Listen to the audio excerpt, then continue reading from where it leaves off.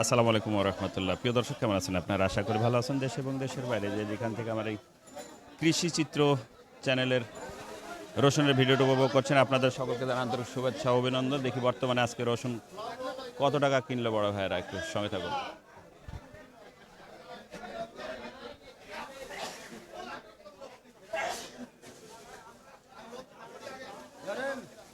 বড় ভাই কত কিনলেন? আসসালামু আলাইকুম। ওয়ালাইকুম সালাম। কত পর্যন্ত বাজার গেল রসুন? আজকের বাজার কত টাকা? ভালো আছেন? আসসালাম। আসলাম ভাই। হ্যাঁ, কত বাজার আজকে সর্বোচ্চ?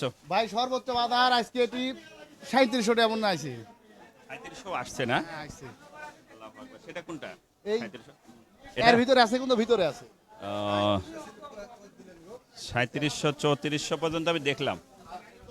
যাই হোক, ওরই সর্বনাশ করছে এখানে। শুধু টাকা নেওয়ার জনগণের ভিড় দেখেন প্রিয় দর্শক, বিক্রেতাদের ভিড় রসুনের।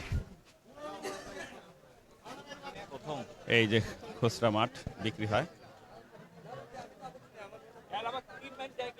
রসুনের বর্তমান বাজার 2500 থেকে শুরু করে 3500 পর্যন্ত দেখলাম প্রিয় দর্শক।